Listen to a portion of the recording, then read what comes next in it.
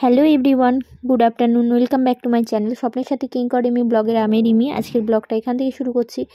এটা অন্যান্য দিনের মতন কোনো ডেলি ব্লগ নয়। এটা হচ্ছে আজকে খুব একটা খারাপ দিন। 2 বছর আগে আমাদের সাথে যেটা ঘটেছিল, আমাদের সাথে বলতে এটা হচ্ছে আমার বান্ধবী জয়শ্রীর মৃত্যুদিন। তো সেই দিনটা কাকিমা চেয়েছিল যে এই বাচ্চাগুলোকে একটু খাইয়ে, একটু ভালো মন্দ খাইয়ে তাদের মুখে একটু হাসি ফোটাতে। কাকিমার কষ্টটা একটু দূর করার জন্য কাকিমা কিছু আয়োজন করেছিল। সমস্ত টাকাটাই এই আশ্রমে যা খরচ হয়েছে কাকিমা টাকা ধরে দিয়েছে, ওনারাই সব ব্যবস্থা করেছে, সাথে আমাদেরকেও খাইয়েছে।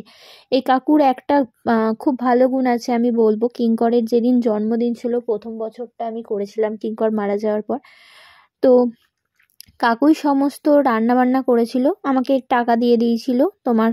আমি টাকা দিয়ে দিয়েছিলাম, কাকুই বাজার হাট নিজে রান্না করে। আমি তো তখন 1 বছর হয়নি বলে ভাত খাইনি, কিন্তু আমার বোনরা গেছিল, সবাইকে খাবার আমাকে খাবার প্যাক করে দিয়েছিল, সবাইকে খাইয়ে দিয়েছিল। এই যে কাকুটা দেখলে, সেই কাকুটাই হচ্ছে এখানকার সংস্থার মালিক বলতে পারো। এখানে প্রচুর অনেকে যার যেমন মনে হয় সে তেমন ডোনেট করে। তো এই বাচ্চাগুলো কারোর মা আছে, কারোর বাবা আছে, কারোর মা বাবা দুটোই নেই। তো এরা প্রচুর একসাথে অনেকগুলো ছেলে মেয়ে এখানে থাকে, পড়াশোনা করে, খুব ভালো গাইড এদের।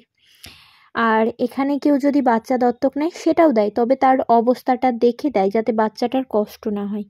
তো আজকে আমি ওইসব কথাগুলো বলছি না, আজকে শুধু একটাই কথা বলবো যে তোমরা সবাই জয়শ্রীর জন্য একটু প্রে করবে, ও যেন যেখানেই থাকুক ভালো থাকুক।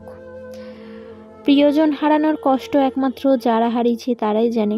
আমি কাকিমাকে দেখি, সব সময় দেখতে পাই না, তবে আমি যখনই দেখি কাকিমা তখনই কাঁদে তোর জন্য, তুই যেখানেই থাকিস ভালো থাকিস। আর একটা মা জানে একটা সন্তান চলে গেলে, শুধু একটা মা না, তার পরিবার জানে যে কাছের মানুষ চলে গেলে তার কি যন্ত্রণা হয়, কি কষ্ট হয়। তো আমি তো এই ভুক্তভোগী, আমি তোমাদেরকে আর নতুন করে কিছু বলতে চাই না। কাকিমা প্রচণ্ড খারাপ কপাল কাকিমার, কারণ একটা বছরের মধ্যে দুটো মেয়েকে হারিয়েছে।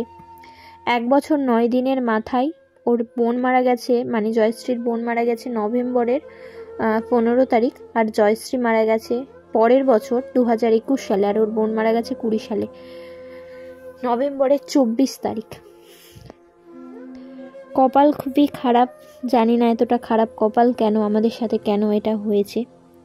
তো আমি শুধু একটাই কথা বলবো, তুই যেখানেই থাকিস ভালো থাকিস, তোকে খুব মিস করি।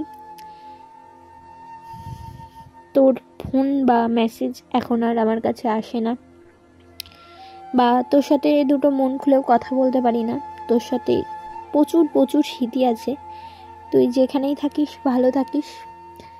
আমরা কখনোই এটা আশা করিনি যে তোকে এত তাড়াতাড়ি এইভাবে হারিয়ে ফেলবো, জানি না কেন এটা হয়েছে। তবে যেখানেই থাকিস ভালো থাকিস, এইটুকুনি বলার, আর কিছু বলার নেই। কাকিমা তোকে ছাড়া খুব একা হয়ে গেছে, আর প্রত্যেকটা মুহূর্তে বলে আমার পুজো নেই, খেতে ভালোবাসতো, আমার পুজো নেই করতো, সব সময় তোর কথা বলে।